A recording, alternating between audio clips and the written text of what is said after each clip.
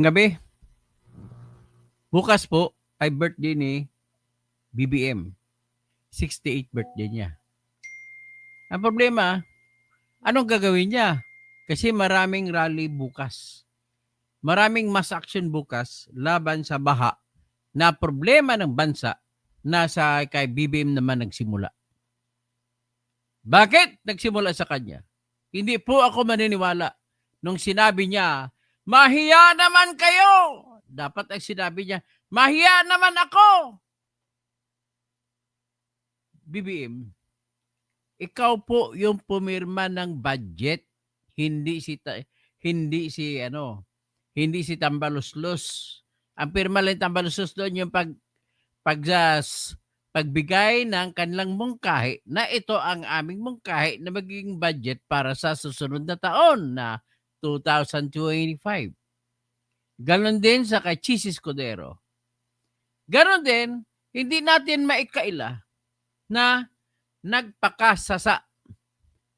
Humigit ng 1 trilyon, mahigit at linampasan pa ang pondo para sa edukasyon. Mahigit 1 trilyon ang nilagay nilang pondo para sa DPWH. Anong dahilan? Sapagkat po ay kinarga nila ni Tambaluslos. Kasama siyempre sila ni Saldico na kanyang appropriations committee chairman na siyang nagdidesisyon kung ano ang ilalagay, idadagdag na mga pondo na proyekto.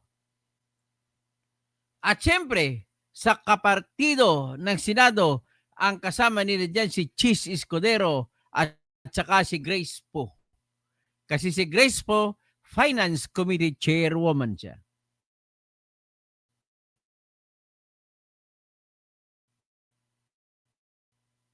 Apat lang sila nagkwentuhan, nag-isayan. Sa apat na yan po, ang nangyari ay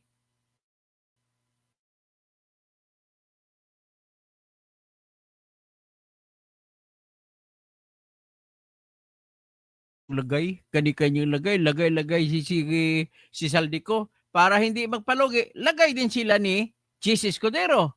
Lagay din sila ni Grace Poe. Yan po ang totoong nangyari. Ngayon, dahil na ilagay ng mga proyekto, pinunduhan nila, iyon na ngayon ang dahilan kung bakit maraming flood control project na ginawa. At lo and behold, pasalamat tayo sa Panginoon. Nagpadala ng maraming ulan. Parang kagaya kasing dami ng ulan na noong ay bumaha para lamang magagamit ni Noah ang kanyang arko o kanyang barko. Dahil sa napakaraming tubig, natuklap ang mga mga dike, mga revetment. Maraming mga dike ko na napaglaban sa baha, natumba lahat. Paano ba naman? Ang nilagay walang malimit walang bakal mon. Kung may bakal man, ang nilagay na bakal, alam mo 6 mm, alam mo gaano kakapal ang 6 mm? Ito yung ballpen. Kita ang ballpen? Yon. Kasing laki ng Mongol. Ganong kalaki ang 6 mm. Nagtitipid na dapat ilalagay dyan minimum of 12 mm o di kaya 16 mm.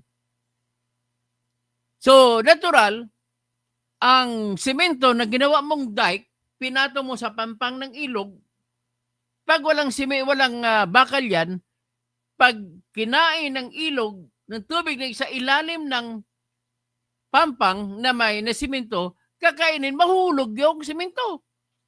Kung walang bakal, hulog yun. Ang disenyo kasi nila ay una mon, ilalagay mo na nila yung ipaslak nila sa gamit yung backhoe, tatasok nila yung yung mga sheet file kung tawagin, mga bakal na maliliit, siguro mga 10 inches ang lapad. Ipapasok yan. Ang disenyo, 12 meters ang dapat nakabaon sa lupa. Ang matitira, mga 3 meters, diyan papatong ngayon ang mga dike. Sa gilid ng pampang ng ilog, diyan papatong.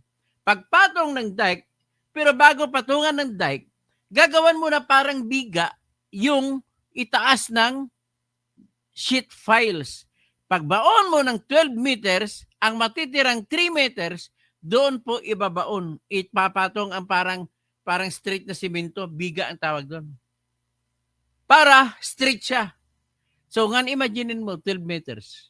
Gaano kahaba ang 12 meters? Imaginein mo yung basketball court. Yung 12 feet lang yan. Ang 12 meters, ang isang meter, 3 feet. So, ibig sabihin, 36 feet ang lalim na dapat para hindi aanurin, hindi kakainin, kahit marami pang tubig, hindi niya kakainin sa ilalim. Ganon ang disenyo. Pagkatapos, papatungan ng simento na makapal sa taas. Siyempre, may suporta ng mga bakal na kabilya kung tawagin. At pagkatapos niyan, diyan papatong naman ngayon ang mga simento na gagawin mo pampang na simento. Simpleng disenyo. Hindi mo na kailangan mag-design, sa totoo lang, guhit-guhit lang yan kung ako mag-design yan. Ang buhay ng ganong klaseng dike, mga dike, ay doon nabubuhay sa sheet files na ibabaon mo na 12 meters. Kung hindi masisira 12 ang sheet file, dahil dikit-dikit siya, ay hindi makapasok ang tubig. Tatawid sa kabila na, sa likod ng sheet file, hindi pwede makapasok. Kung hindi makatawid kasi dikit-dikit. At dahil sa pagtitipid ninyo, anong ginawa pagtipid? Siyempre nagtipid ang kontraktor kasi 40% na lang natitira na gagamitin para sa proyekto, kinuha ni congressman. Malimit po, pasensya na kayo mga congressman, kayo lahat ang pinakamaraming kinuha. Sa senador, bibilang ko lang siguro si Jinggoy, si Joel Villanueva, kung sino-sino pa. Pero pinakamaraming nakuha dyan, imposible na walang nakuha ang mga congressman dyan. Lahat kasi district niya, dadaan kay congressman ang lahat ng district engineers. So, ibig sabihin, imbis na 12 meters ang baon, kumpensa naman yung kontraktor. Siguro, hindi naman siguro yung tumbahin. May abot na ulan. Hindi nila nahulaan na may darating magkasunod-sunod ang 3 bagyo. Ang dami-dami. So ngayon, ang binaon nila karamihan 5 meters. Iba 3 meters, iba 4 meters. Di tumba. Ganun po ang nangyari. Napakasimpleng disenyo. Hindi mo na kailangan maging matalinong engineer. Si pagkatumba, kung matumba yung pinapatungan ng pampang na simento, kasi wala namang bakal ito, kung meron man 6 mm lang, kasing kapal lang ng Mongol na lapis, wawasak din. Yan po ang nangyayari. Kasi dapat, ang inilagay dyan, una, pundasyon sa lahat po, tanungin mo lahat ng structural engineers. Pinaka-importante sa lahat ng parte ng katawan, ng lahat ng klaseng gusali, o lahat ng klaseng istruktura, ay pundasyon. Kung walang pundasyon, matutumba ang building. Kagaya ng pundasyon ng Leaning Tower of Pisa. Ano bang nangyari dyan? Noong araw, hindi pa tayo sinilang, siguro mga 15th century o wala pa. Nagpatayo mga engineer noon. Nakita nila nakapatong sa batong malaki ang Leaning Tower of Pisa sa Italy. Gumalaw ang pizza, gumalaw ang bato. Di gumalaw, nilaglim. Hindi rin siya natumba kasi bato ang kinatapakan. So ngayon, ito si Engineer David Baruch. Ngayon, dahil gano'n na lang ang magagawa ng kontraktor, pagsagawa nila, nagdadasal, Lord, Diyos ko, Lord, hindi sana ito mag-ulan ng baha para ano rin. Ang problema, nagdasal sila kay GIL. Kay Joel is Lord. Yon ang problema. Kaya ganun po ang problema na kinuklap tuloy ng baha. Tapos nakalabas, marami tayong nahuli, lumabas na mga video, alam mo, nagbuhos ng simento para sa pampang. Walang bakal. Grabe. Siguro pati bakal kinain. Sobra naman kayo katakaw, kung hindi lang masarap magmura. Puta, dapat mumurahin ko na kayo. Kung gusto ko, ipagdasal ko lang na mamamatay sana kayo. Masama ba yan? Pastor Rodi Rabi, masama ba magdasal na pamamatay sana sila? Mula kay BBM, lahat ng kurap, si Romualdez, si Saldico. Ay, yung mga iba naman mga aktivista dyan, hindi ko na pangalanan kung sino. Bakit si Jinggoy lang ang inyong tirahin? Bakit hindi tirahin si Romualdez? Kita mo, ito naman si Tito Paluma, si Pepsi Soto, bakit ka inaway mo si Kiko Barsaga? Sinasabi sa iyo ni Kiko Barsaga na congressman ng Dasmariñas. Aba, si Diskaya ng kaya mo. Si Romualdez, ba't di mo tinitira? Oh, Ping Lacson. Isa ka pa sa kutsabahan ninyo ni Tito Soto. Bakit hindi mo tinitira si Romualdez? Ping Lacson. Bakit hindi mo tinitira si Saldico? Ping Lacson. Bakit hindi mo tinitira Tito Soto? Bakit hindi mo tirahin si Aljo at Heidi? Ha? Tito Soto, yun pala, inaanak niya sa kasal. Naku. Inaanak niya, kinasal July 28, 2023, kinasal si Maine Mendoza at saka si Aljo Atayde.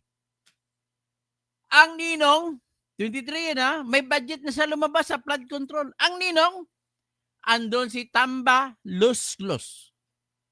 Magkumparing buo si Tamba Luslos at saka si Tito Paluma, Tito Soto. Kung magkumpari buo, natural, ang tingin ng tao, alam naman yan na si Tamba Luslos ang gumawa ng paningit. Kumbaga sa madyong, ang tutudas ka ngayon, halimbawa, 1 car, ang baraha mo, tapos may 3 car ka. Antayin mo lang 2 car para manalo ka. Pero kung makakuha ka ng joker, panalo ka na rin. Kaya mga paningit na yan, gang, kasapi dyan si Saldico. Bakit pinoprotektahan ninyo si Saldico?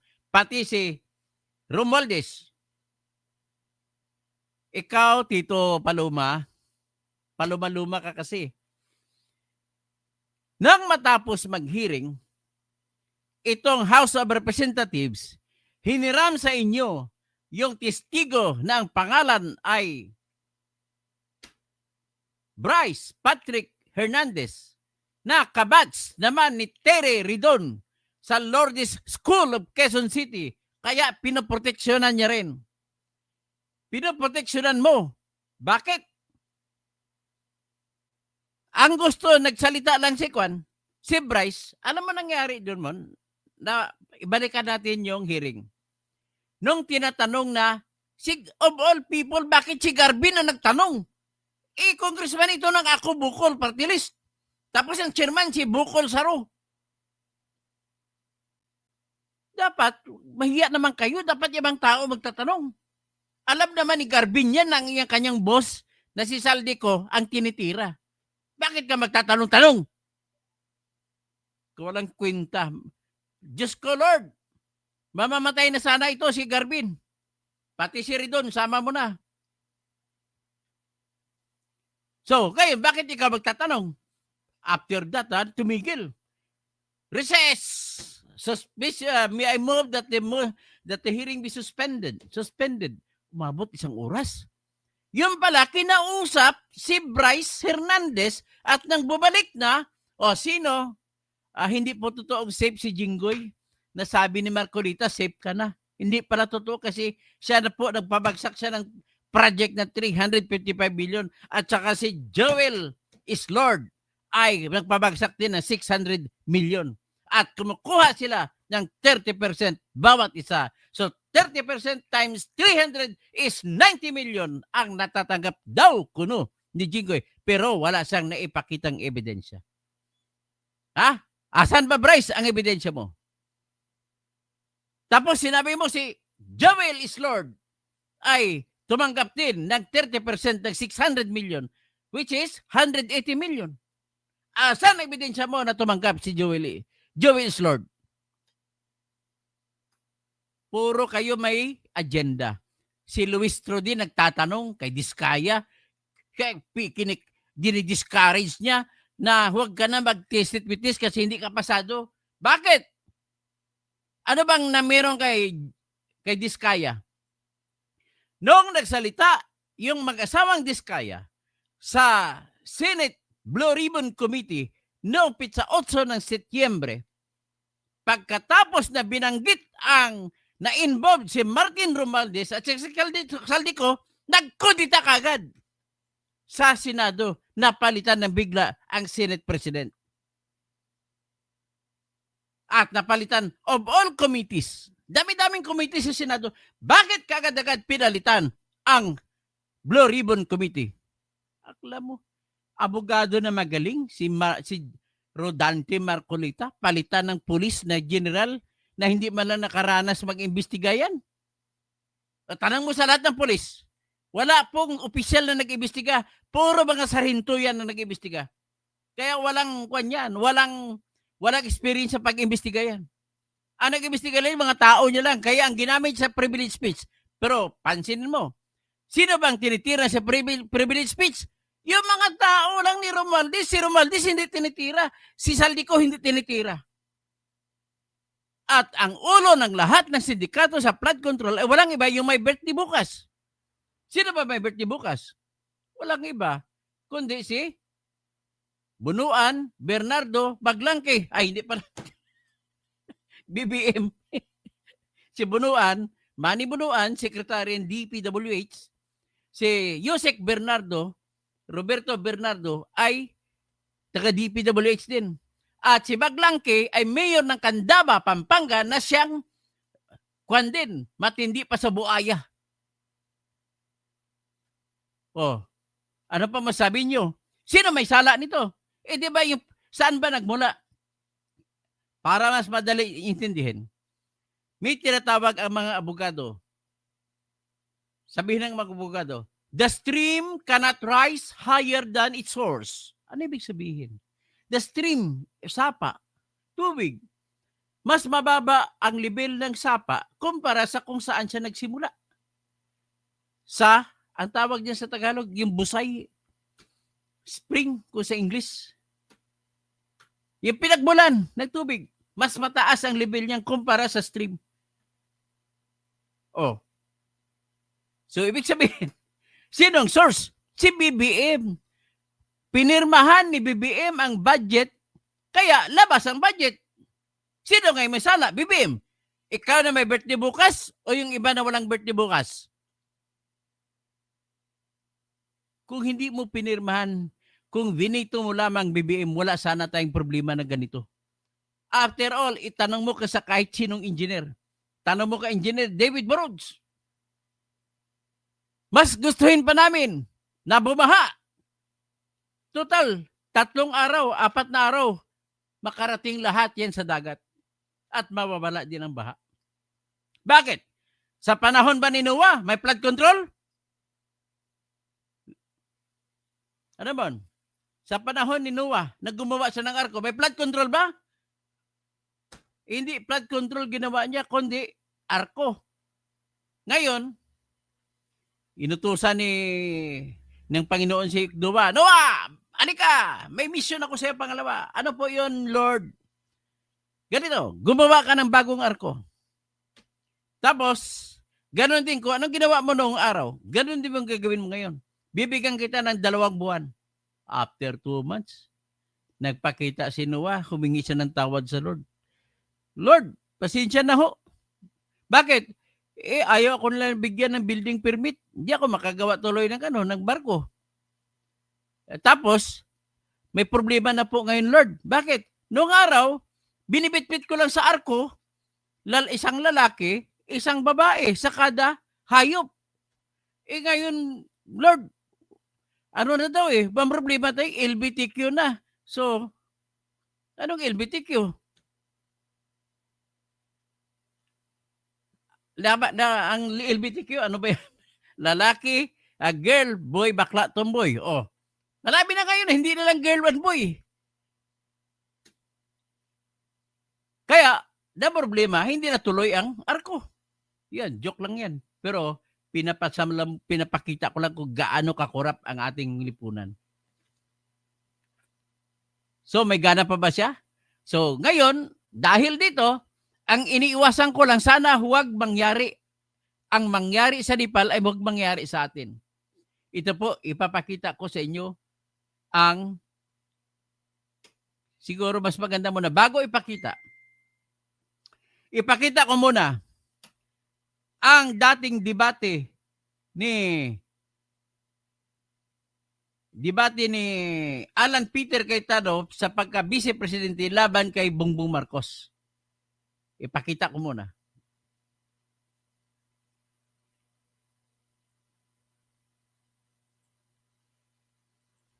O, ito. Cayetano. RJ, what's your question? What do you think is the most appropriate penalty for graft and corruption? Lahat sa buong mundo, sa science ng criminology, it's not the actual penalty, but the certainty na mahuhuli ka. Sa Pilipinas, pag antibiotics, pandesal, ang nanakawin mo, sigurado huli ka. Pero pag nagnakaw ka ng malaki, magiging congressman ka. Pag mas malaki ninakaw mo, magiging senador ka. Pag barkada mo si Napoles, siyempre si Napoles, i-clear ka, barkada mo siya. Di ba? Magiging vice president ka. At pag naging presidente ka, kasama na sa corruption. You go to the LTO, kumuha ka ng lisensya, corruption. You bumili ka ng bahay, sa taxes, corruption. Buong buhay natin corruption. Huwag na tayo magbulag-bulagan unless we change the system. No, I was just wondering, kasi sinasabi ni Senator Alan, pagka malaking ninakaw mo, maging congressman, mas malaki maging senador. Is that how he became congressman? Is that how he became senator? Teka, tanong siya ni Bongbong sa kanin, ganun ba tayo magiging congressman? O anong sagot ni Alan Peter Cayetano? That's not how I became congressman. It's not how I became senator. Well, mga kababayan, alam kong sa Europe nag-aral si Senator Bongbong kahit peke yung diploma. Pero si Bongbong, peking diploma. Si Tito Paloma. Pipsi Paloma pala. ang sinabi ko po na magiging congressman ka, that's sarcasm. Because it applies to many, not to all. Okay. Kung ako'y naging congressman dahil corrupt, di sana hindi ako sumama sa EDSA 1, EDSA 2, hindi ako lumaban sa corruption ni Binay, hindi ako lumaban sa corruption ni Arroyo. But Senator Marcos, nasaan ka pag corruption ang pinag-uusapan? Diba? Wala ka sa Nasa flood control. hearing. Cayetano. RJ, what's your Ayan just reminiscing the past. Yan po nangyari noong nakaraan. So ngayon, ipapakita ko sa inyo, nanalo po ang mga nagprotesta ng mga Gen Z, mga bata sa Nepal. At umiskapo po ang mga opisyal ng Nepal. At alam nyo, hindi magkasa sa helicopter, naglambiti na lang sa lubid. O ito, tingnan nyo. Hindi ko alam kung nabuhay pa mga ito.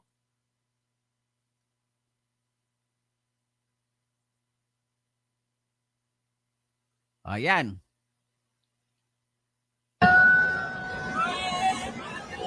Yan, yung mga naglambitin dito, ito po yung tingnan nyo.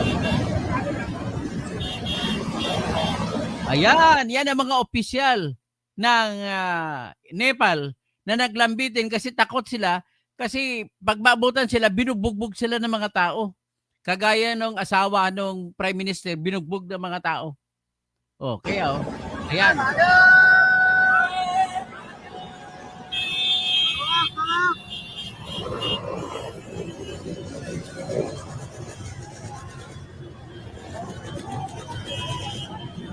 Grabe. Buti hindi nahulog. Sige, tapos ito pa. Tingnan ninyo. Dapat sana hindi na tayo mapares pa si Bongbong kayo maglambiti na ganun. O si Tambaluslos. Nako! Pag si Tambaluslos, ang laki-laki mo pa naman, mahulog ka talaga sa helicopter.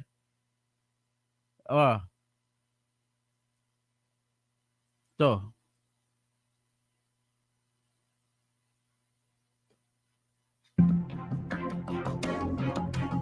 Ministers cling to chopper in Nepal.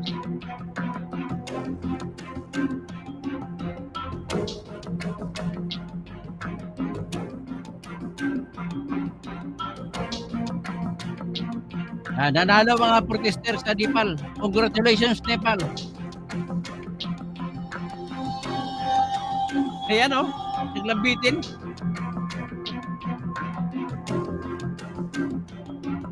Hindi naman kasi sa helicopter.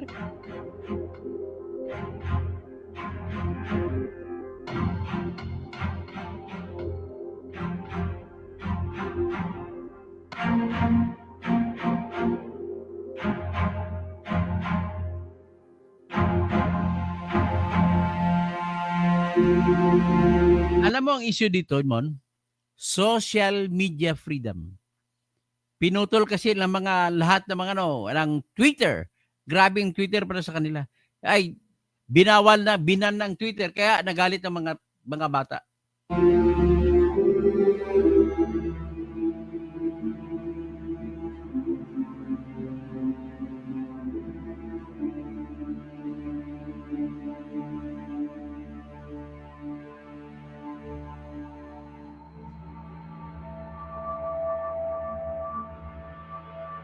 Naku, sinunog po ang Congress building.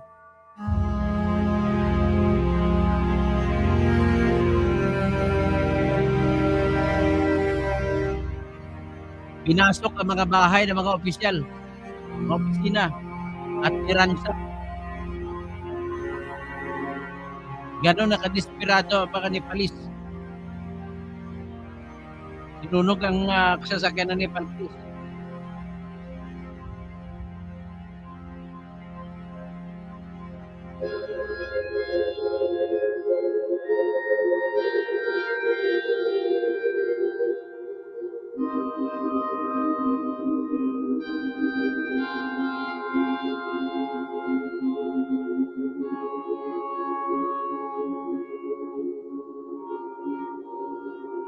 Yan. Ayaw natin maging ganon sa Pilipinas. Pero ano pa? Alam mo, kung lalo, alam mo kung saan lagi galit? At pumutok lang yung kasi nagpaputok ang pulis, mga military. May natamaan, may patay. Naggalit na lahat. Nilusog na sila ng mga tao. Kaya kung ikaw ang hepe ng pulis, huwag ka magpaputok. Kailangan huwag mo saktan ng mga crowd para hindi kayo lulusugin. Nagiging matapang yan eh. Namatay kayo doon, 19 ng pinatay. Your window to India and the world. Ibig sabihin, ang ginamit lamang na pagbaril, yung yung rubber bullets. Ibig sabihin, ang rubber bullets pala nakakamatay din. Ganun po nangyari doon. So ito, yung rally naman kanina. Ipakita naman natin ang rally kanina. Walk out ang mga estudyante sa UP, nag-walk out sa lahat ng classroom. At umpisa na po ito. Bukas, walang klase. Tingnan natin kung ano mangyari sa rally bukas. O, sasama tayo. Huwag lang tayo manggulo. Yan ha.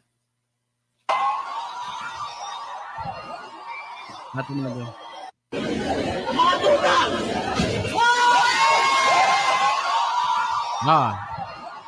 Binabato ng putik ang mukha ni Bibim.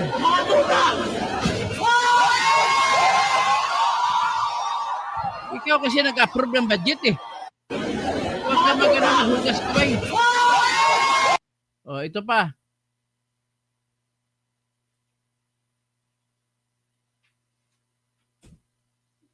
Sa sunod niyan, expect mo na lahat ng mga school sasali na yan. Hindi lang UP.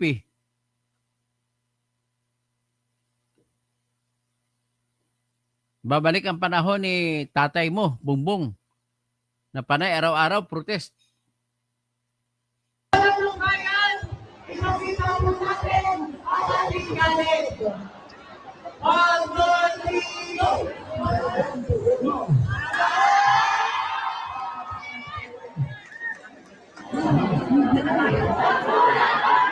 Yan, inunahan ng mga taga-UP, susundan niya taga-UST, taga-San Beda, mga university built.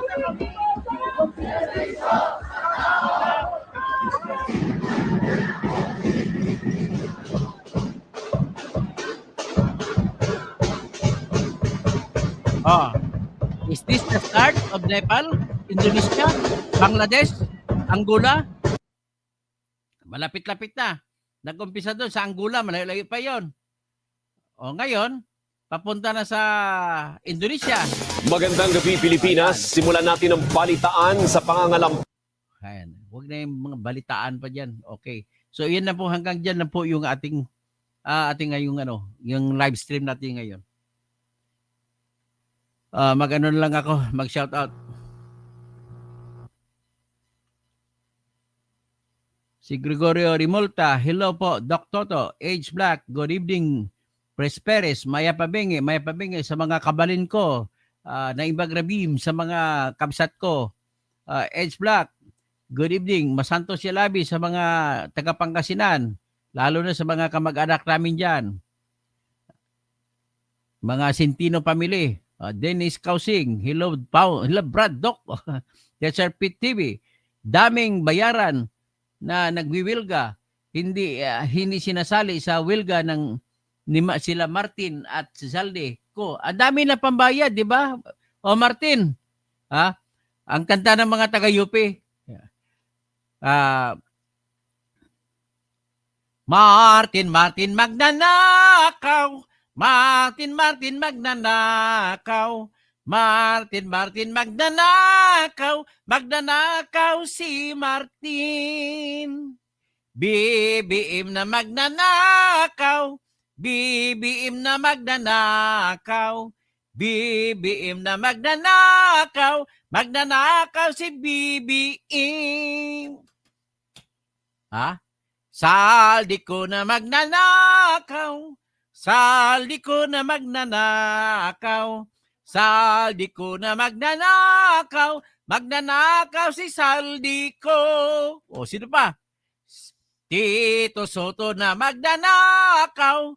Tito Soto na magnanakaw. Tito Soto na magnanakaw. Magnanakaw si Tito Pepsi. Ay. O, yan. Kahit sinong iba, dugtong nyo na lang. O. Tapos, Teacher Speed TV. Tapos sabi niya, nililihis ng protector ni Martin ang issue. Okay. Ang iba naman dyan, no? Bakit si Jinggoy lang tirahin nyo? Binabato nyo? Mas matindi yung, mas malaki si Martin kaysa kay Jinggoy. Si Jinggoy, 355 million lang. Si Martin, billion. O si Joel Villanueva, 600 million lang. O si Martin, saka si Saldico, 20 billion mahigit. Pastor Rodi Rabi. Isa pa tong peking congressman na si Abante. Eulalio Orlasan. Good job, Idol Toto. Dapat ikaw na ang hawak ng pera sa ating gobyerno para maimbintaryo mo kung saan napunta. Ay, sorry. Charlie Whiskey, hindi ba mas matibay kung ang sheet pile hindi na kailangan lagyan ng simento ang sheet pile? Ibabaon lang ang sheet pile. Haba naman yan eh. Papagawa ka sa manufacturing. Haba yan. Ang design nila dyan na standard sa DPWH, 12 meters ang baon. Tapos sa nakabukas, 3 meters. 15 meters ang haba eh. Tapos sa 5 meters, doon mo ngayon ipapatong ang mga biga. Ang biga, siyempre, idisenyuhan mo na may bakal din na para hindi masisira. At sa biga na yan, ay nakakonect na, may anchor bolt ka ngayon, o may anchor ka na mga bakal, i-plasta mo doon ngayon, lagyan mo ng parilya ng bakal. Huwag naman kayo gumamit ng 6mm. Kwentahin ng mga engineer yan. Anyway, ang weight niyan, importante lang, hindi mapasok ng tubig sa likod. Kasi, bago maglupa, dapat buhangin ang ilagay ninyo. Bakit? Ang buhangin po kasi hindi natutunaw sa tubig. Pero yung lupa, natutunaw sa tubig. Kaya yan ang rason kung bakit ang nagre-reclaim, yung ginagawa nila sa West Philippine Sea ng mga China, puro chrome. Puro mga buhangin para hindi natutunaw, hindi naanod. Tapos si Charlie Whiskey, kung ang sheet pile balot ng simento matibay. Hindi, kailangan lang naman, hindi naman hindi naman yan matisira sa kalawang kagad eh. David Barod, sila po, attorney. Rodi Rabi, pastor, palayasin lahat ng kurap sa gobyerno at tuwing Friday rally hanggang umalis tungkulin sila kawawa Pilipinong mamamayan. David Barods, naku po, attorney, napakanipis ng simento, puro bato at walang bakal. Yun nga, actually, minsan binalagay na kawayan ang pinapalit nila sa kwan. Kawayan pinagpalit nila sa bakal. Naku. Oh. Charlie Whiskey, 12mm. O, 12mm ang rekomendasyon ni, Charlie Whiskey, ha? David Barosito, resulta ng ninanakaw ang pundo. Walang kwenta ang gawa. O. Tapos, Rudy Rabi, huwag na nating tigilan ang rally tuwing Friday. Gano'n na nga. Kasi sa tuwing Friday dapat magra-rally. At ang pinakamalaking rally ay sa 21 September. Yan pong araw na diniklara ang pinuklama pala ang martial law noong 1972. So David Barods, kung walang makukulong sa mga congressmen at senador na ugat nitong anomalya na ito, paano lukuhan, parang lukuhan lang na lahat. Eulalio Orlasan, dapat Idol Toto, lahat ng kurap ng politiko, mag-lips to lips na lang. Tapos David Barods, kaya sila nag-imbestiga. Anong klaseng imbestigahan yung sarili nyo? Walang kwenta. Teachers PTV, Tuta Soto at Pinky Lacson, alaga ni Martin at Saldi, Ko at Bangag. Eulalio Orlasan, dapat Idol Toto, lahat ng kurap na politiko, mag-lips to lips na lang sila. Teachers PTV, Risa, Kiko at Bam Aquino, nasa BBM block na sa Senado. Ayun ang problema. Rhino season, baka daik na ang gawin ni Noah. Daik na gawin ni Noah. Edgar Nacion, Vicente Bernido, good evening, Sir Attorney Engineer Toto Tirador. David Barros, kung hindi pa ninakaw ang pondo sa nagpagawa niyang flood control, maganda sana ang resulta ng project sa laki ng pondo na kinukuha nila sa compute natin. Magkano pa per meter ang kilometer ang cost? Gago. Grabe, hindi ko na nakuha ng linear cost niya kung magkano. Tapos ang kuan parang per kilometer ata 1 billion eh. Peking diploma. Peking diploma ni Marcos. Pero sa BBM nawawala kapag usapang korupsyon. Noel Pirangco. Oo, dapat gayahin natin ang Nepal or Indonesia at Indonesia. David Barods, sa China, attorney, ang mga leader nila, kundi scientist, mga engineer. So, 11 na Central Committee members, 2 lang ang non-scientist. Yung presidente nila, scientist yun. Si Xi Jinping pala, scientist pala si Xi Jinping. Pris Perez, dapat ganyan na rin dyan sa Pilipinas. Ami Calnia, dapat alisin na muna ang mga kulay, magprotesta ng lahat, dilaw man o green o pula dahil ang kalaban ay corruption. Philip Sugalya, good morning sa evening, attorney. Brilla Haidos, pati pamilya ng mga politician talagang di na nila pinatawad, nakakatakot panoorin or pakinggan ng kwento ng kapwa natin na nandoon sa Nepal. Noel Pirangco, next in the Philippines sana unahin si Marcos at Martin. David Barods, sa atin kahit college dropout ay walang tinapos kundi kumain magiging presidente basta binuto ng tao. Ami Kania, kumilos na rin dapat mga Pilipino. Bugsadam, pupunta na tayo dyan. Sir, gabihin, ILC welfare din. David Barod, sa China, attorney, dahil committed sila sa technology advancement, karamihan ng mga leaders nila, kundi scientists, mga engineers. Kaya na-prioritize nila ang infrastructure at technological development nila. Tennis Kausing, my brother. Rudy Rabi, pastor, huwag na rin muna tayo magbayad ng taxes. O pwede.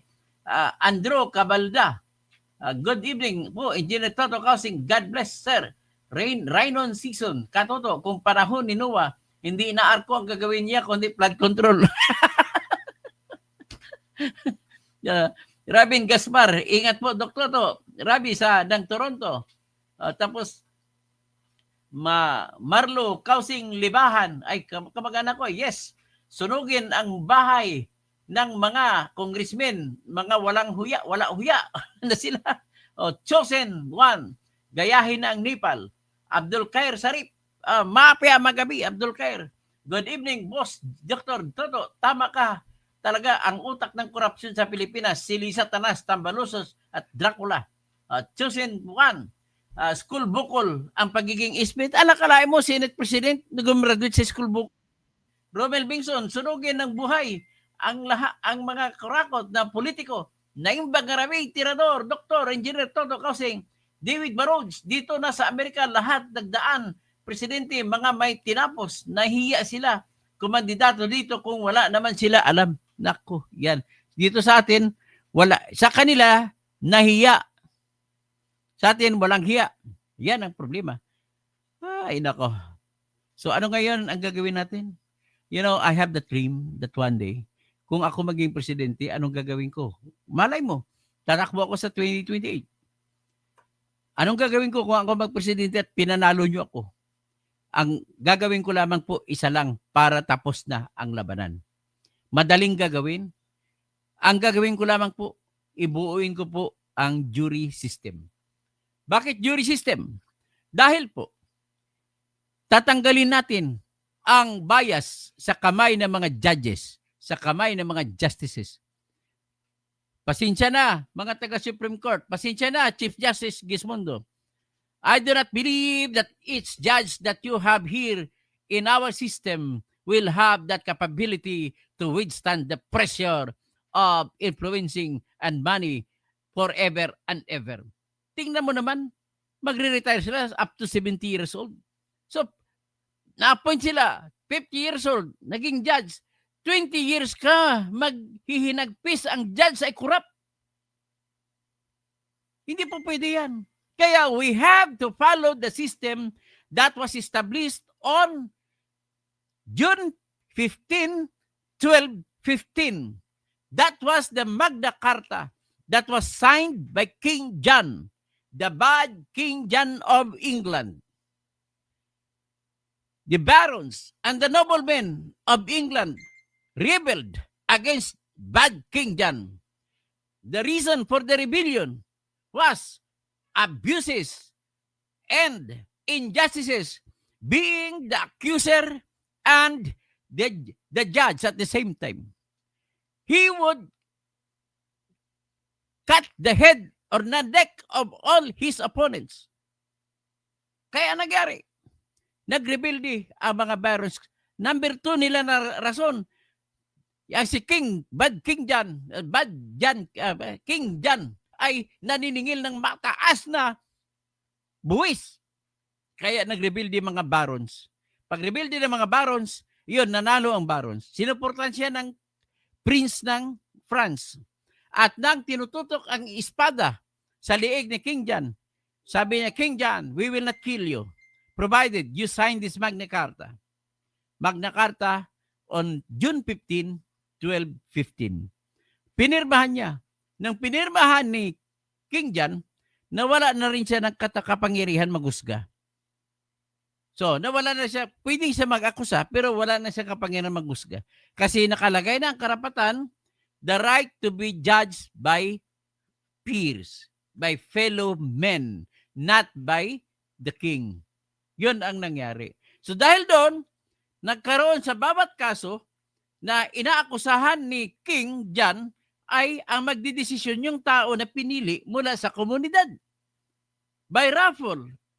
At ito'y na-translate ng kinangker ng Great Britain ang Amerika, binuo nila yung jury sa Amerika. Ganon din sa Canada, ganon din sa Australia, ganon din sa New Zealand, ganon din sa Hong Kong. Kaya ang sistema na dinala nila sa Amerika ay pag may kaso, black man or white or brown, magbubuo ng jury members. Minimum of 12 and alternate member of 1. At ang bubuo niya ay pick by raffle sa komunidad. At interviewin bawat isa. Sikretong interview. Papuntahin sa Hall of Justice. At kung may capability to discern who is telling the truth and who is telling lie among the witnesses, kukunin siyang testigo. At maging 12, pagtapos ng trial, ilalatag mga ebidensya, maglilitis, sila ngayon magbuto-buto.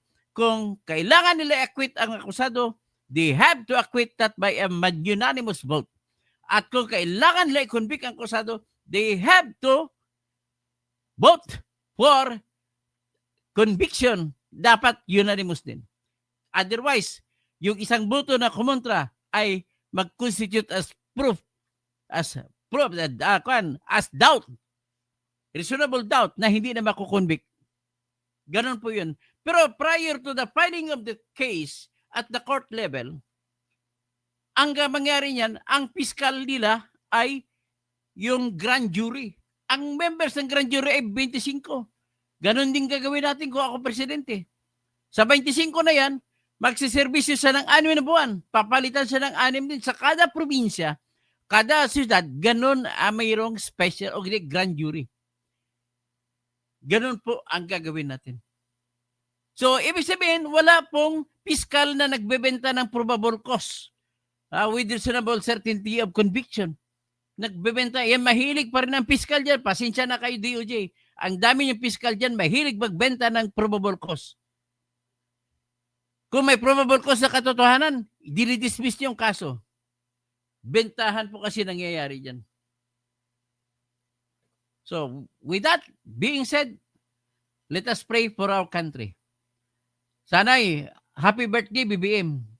Sana bukas, utusan mo na mga galamay mo, tanggalin na bilang speaker si Romualdez at ipa-explainin mo silang lahat kasi sila established naman ang facts na sila at utusan mo ombudsman na kasuhan si Romualdez at saka si Saldico na sila ang nag-insert. Bawal po yan sa konstitusyon natin mag-insert. Ang gagawa kayo ng batas kung paano ilagay ang budget. Hindi yung pinag-usapan yan dapat, hindi yung saksak ka ng saksak. Saka makakita, pare-pareho ang presyo. Paano nagkaroon ng bidding yon? Wala man lang design. Basta nilagay 96,500,000 kada project. Ang project sa mga tulay na mga diki ay pwedeng isang diretsahan ang ginawa hinati-hati para maibigay sa kanilang mga kontraktor. Nako. Si Edge Black, Gregorio Remolta, tapos si Pres Perez, Dennis Causing, TSP TV, daming bayaran na magwiwilga. Dapat yung bayaran na yan hindi nasasali. Eulalio Orlasan, sino pa? Si Charlie Bisky, David Barods. O sige. Eulalio Orlasan, sino pa bang iba ko na batawag? Vicente Barnido, good evening. David Barods, kung hindi na ninakaw yung pundo na sa paggawa niyang flood control, maganda sana ang resulta. Noel Pirangco, na dapat gayahin natin ang Nepal at Indonesia. Okay? Philip Sagalya. Tapos Noel Pirangco, sino pang iba? Si Chusin, sino pa?